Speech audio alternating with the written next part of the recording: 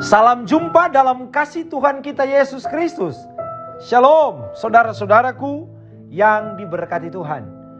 Saat ini kita akan belajar tentang kebenaran firman Tuhan. Tapi sebelumnya mari bersama kita berdoa.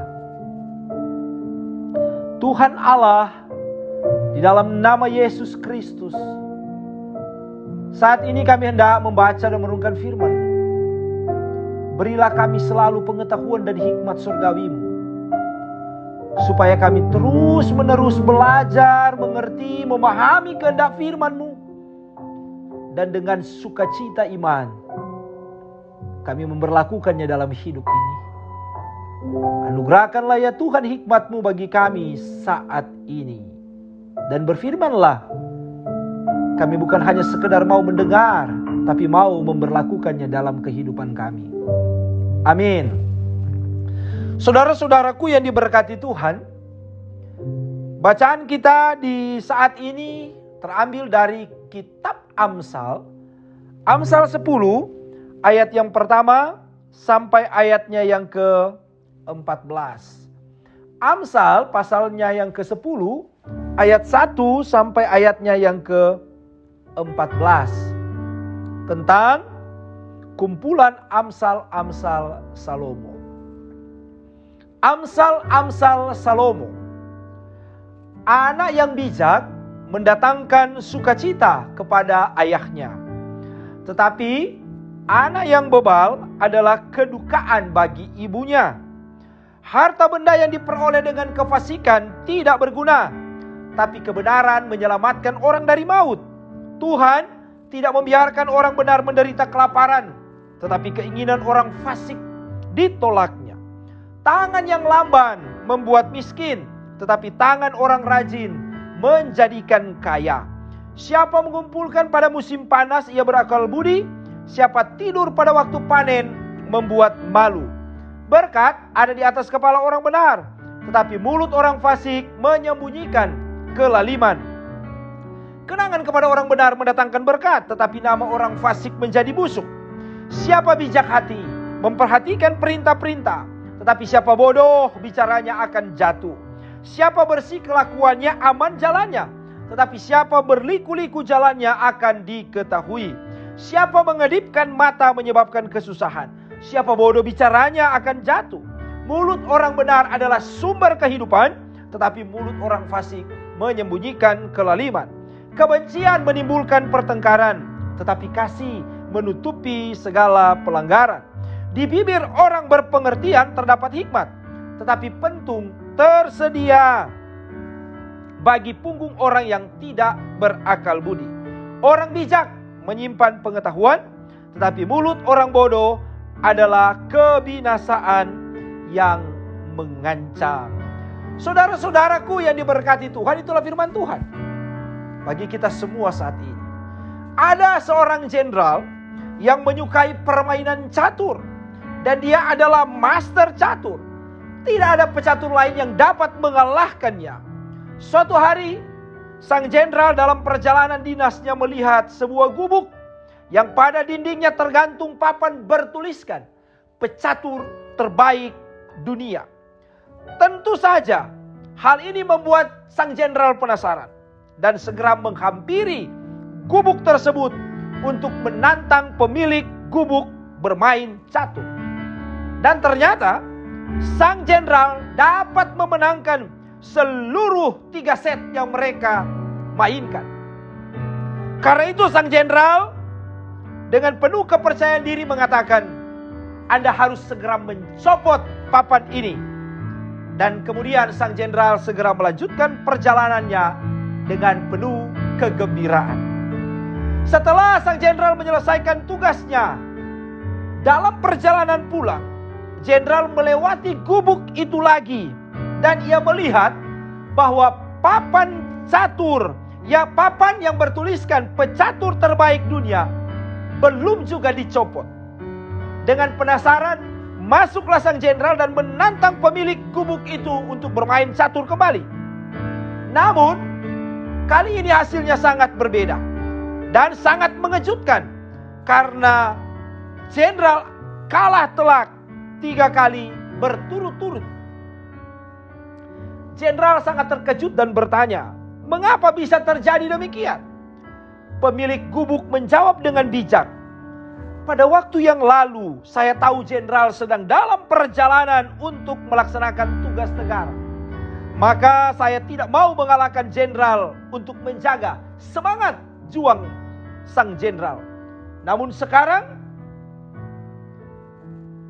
engkau jenderal telah kembali dan sukses melaksanakan tugas. Tentu saja saya melayani tantangan jenderal sesuai dengan kemampuan saya yang sebenarnya. Saya tidak akan mengalah lagi. Saudara-saudara, menarik kisah ini. Dan penting untuk diingat. Pintar belum tentu bijaksana. Tapi bijaksana pasti pintar. Orang pintar mengutamakan untung rugi. Tapi orang bijaksana ikhlas berkorban. Dan mau berbagi. Saudaraku yang diberkati Tuhan. Menjadi bijak adalah harapan semua orang daripada menjadi orang yang disebut orang bodoh. Oleh karenanya, saat ini kita akan belajar bersama bagaimana menjadi bijak sesuai dengan tema perenungan kita saat ini, yaitu jadilah bijak, yang didasarkan pada pembacaan yang telah kita baca, yaitu Amsal 10 ayat 1 sampai 14 tadi. Pengamsal mengawali kalimatnya dengan mengatakan anak yang bijak mendatangkan sukacita bagi ayahnya, tetapi anak yang bebal adalah kedukaan bagi ibunya. Jelas di sini pengamsal hendak menegaskan dan mengingatkan bahwa menjadi bijak, ungkapan Ibrani khacham, bijaksana, cerdas, memiliki keterampilan atau seni dan juga bijak hati, harus menjadi pilihan yang terus-menerus diajarkan oleh orang tua terhadap anak-anaknya. Supaya mereka tidak menjadi bebal. Ungkapan Ibraninya kesil, yang berarti juga bodoh, konyol, karena membenci pengetahuan, menyenangi kebodohan, menyenangi kesalahan, mulutnya membeberkan hal-hal itu. Orang yang terus-menerus mengalami pertumbuhan dalam hal-hal negatif. Hal ini sangat penting karena menyangkut reputasi, nama baik keluarga, serta juga kedudukan status iman orang Yahudi pada saat itu. Olehnya agar generasi orang Yahudi tetap menjadi bijak, maka pengajaran dan pendidikan dalam sistem keyahudian itu sangat kental dan kuat diterapkan dalam kehidupan pertumbuhan anak-anak mereka melalui pendidikan yang berjenjang melebihi pendidikan yang diterapkan oleh bangsa-bangsa lain. Pendidikan atau pengajaran ini tentu dengan tujuan agar orang tua nantinya bersukacita dan bukan sebaliknya, ada dalam duka cita, sedih atas ulah bebal anaknya. Selanjutnya di ayat kedua sampai ayat ke-6 pengamsal melanjutkan bahwa orang bijak itu akan membuat mereka mengumpulkan harta benda dengan cara yang benar. Ibrani sedekah. Dan bukan dalam cara kefasikan. Ungkapan Ibraninya resya, artinya salah. Terutama ini berhubungan dengan moral, kejahatan. Karena berasal dari kata rasya, berarti bertindak jahat, berlaku buruk, merusak, meremukkan, dan dituliskan itu semua di ayat yang kedua. Sebab Tuhan tidak akan membiarkan orang benar itu menderita kelaparan, Ibraninya raib. Sebaliknya, keinginan orang fasik ditolaknya di ayat yang ketiga. Tetapi tentu saja itu bukan berarti orang benar itu masa bodoh, tak bekerja karena Tuhan menyediakan. Tentu saja tidak. Sebab itu dia harus bekerja, dan ketika dia bekerja, maka hal itu menjadikannya kaya. Ungkapan Ibraninya asar. Kaya melalui proses, melalui pertumbuhan yang benar. Dan bukan miskin. Menjadi kaya di sini karena tangan yang rajin, kharuts, ungkapan Ibraninya, dan tahu mengumpulkan apa yang diterima pada masa panen. Itulah orang berakal budi, Ibraninya syakal, bijaksana, berperilaku, bijaksana dan berpengetahuan. Bukan sebaliknya. Tangan yang lamban, malas, ungkapan Ibraninya remiyah, pemalas, licik, penipu, dan hanya tidur dan akhirnya membuat malu, malu atau terkutuk di ayat 4-5. Penting juga untuk diingat bahwa mengumpulkan adalah kebijaksanaan sama seperti Yusuf yang mengumpulkan pada masa kelimpahan agar saat masa kekurangan tidak kelaparan. Itulah orang yang berakal budi. orang yang memiliki kebijaksanaan. Dengan demikian maka tentu saja setiap orang yang tahu memilih kebijaksanaan daripada kebebalan adalah orang yang bertindak benar. Oleh karena itu di ayat 6 dikatakan, berkat ada di atas kepala orang benar, tetapi mulut orang fasik menyembunyikan kelaliman. Orang benar yang bijak dianugerahkan berkat di atas kepalanya. Ungkapan Ibrani berakot leros dari berakah ros. Hal ini hendak menegaskan bahwa berkat itu datang dari atas, dari Tuhan kepada orang benar. Sebagaimana juga Ishak dan Yakub memberkati anak-anak mereka dengan menaruh tangan mereka ke atas kepala anak-anaknya. Berbeda tentu saja dengan mulut orang fasik yang menutupi, melindungi, Ibraninya kasah, kelaliman dari ungkapan Ibrani kamas, kekerasan, kerusakan, kesalahan, ketidakadilan. Menjadi jelas bahwa orang benar diberkati, tapi orang jahat, orang fasik melakukan hal yang tidak menjadikan mereka diberkati. Ayat yang ke-6. Untuk itu pengamsal mengingatkan bahwa kenangan, Ibraninya seker, peringatan atau kenangan kepada orang benar akan mendatangkan berkat. Tapi sebaliknya nama orang fasik menjadi busuk. Ungkapan Ibraninya rakab, membusuk seperti pembusukan dimakan cacing di ayat yang ke-7. Ini dapat dibahasakan bahwa orang fasik yang melakukan kejahatan lama-kelamaan dalam proses akan mengalami penghukuman. Oleh karenanya setiap orang percaya yang bijak harus memilih untuk memperhatikan perintah-perintah. Ibraninya mitseot dari mitsewa, daripada menjadi orang bodoh. Ungkapan Ibraninya ewil dari ewil, bodoh atau konyol, yang dengan bicaranya Ibraninya sepatayim dari kata sapa, bicara, ocehan, bicara dengan kata yang sia-sia, membuat ia jatuh. Ibraninya yilabet dari kata labat, jatuh, terguling di ayat yang ke-8. Untuk itu orang bijak harus bersih kelakuannya agar aman jalannya. Sebaliknya, jika siapa berliku-liku, Ibraninya umeakes dari kata akas, membuat bengkok atau jalan sesat, di jalannya akan diketahui. Ayat yang ke-9. Suatu peringatan yang luar biasa, karena sebaik apapun ia menyimpan kesesatannya, Tuhan tetap mengetahuinya. Melalui hidup yang benar ini, maka setiap orang benar harus benar-benar hidup benar dan membebaskan diri dari mengedipkan mata. Ungkapan Ibraninya korets dari kata karats, mengedipkan mata, sebagai isyarat untuk melakukan hal yang jahat, yaitu kedengkian dan juga memeras, yang menyebabkan kesusahan, dan menjaga bicaranya. Sebab siapa yang bodoh bicaranya akan jatuh. Ayat 10. Untuk itu di ayat 11 diingatkan tentang mulut orang benar yang adalah sumber kehidupan, tapi sebaliknya mulut orang fasik menyembunyikan kelaliman. Hal ini harus menjadi perhatian orang benar, sebab sebagaimana dibahasakan di ayat ke-12, hal itu dapat menyebabkan pertengkaran. Ibraninya medan, perselisihan yang timbul karena kebencian. Ibraninya shina, kebencian yang sangat benci atau marah. Sebaliknya kasih, Ibraninya ahava, akan menutupi segala pelanggaran. Ungkapan Ibraninya pesah, pemberontakan, dosa atau pelanggaran. Di ayat 13 dan 14 kemudian kembali menyoroti bibir dan mulut orang bijak sebagai orang berpengertian, yang memiliki hikmat dan menyimpan pengetahuan. Berbeda dengan orang yang tak berakal budi. Orang bodoh karena pentung, Ibraninya shebet, tongkat untuk menghukum, dan kebinasaan mengancam hidup mereka. Saudara-saudaraku yang diberkati Tuhan, dari apa yang kita lihat dari eksposisi teks, maka tentu saja ada beberapa pesan bagi kita untuk menjadi bijak sebagai orang benar dalam Tuhan Yesus Kristus. Untuk terus hidup, pertama, jadilah orang yang bijak dan bukan bebal.